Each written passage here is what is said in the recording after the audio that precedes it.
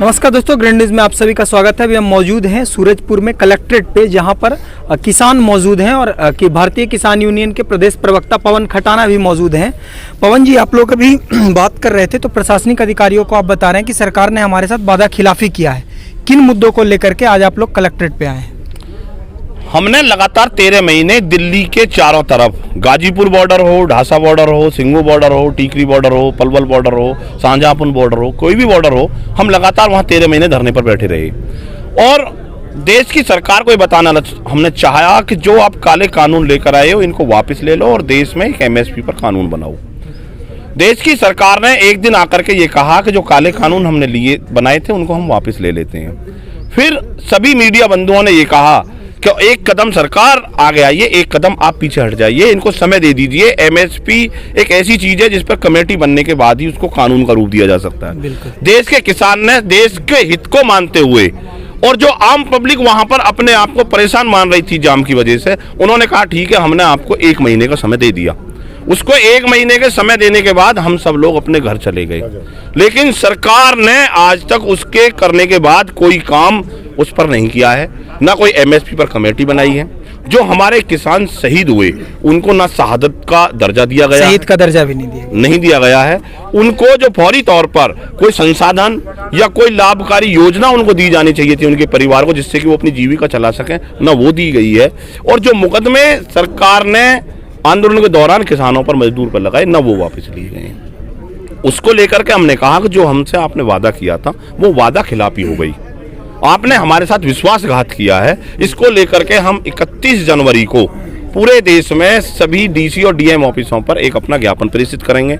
अगर सरकार जब भी नहीं चेतती है तो उत्तर प्रदेश और उत्तराखंड, पंजाब तो अपने आप में पूरा अलर्ट है, उसे बताने की जरूरत नहीं।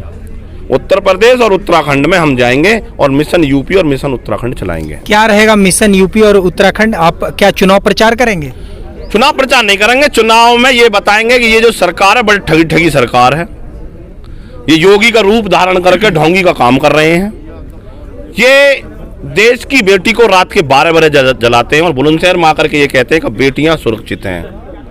उन्नाव की बेटी के परिवार को गाड़ियों से कुचला जाता है और कहते हैं कि ये सब सही है।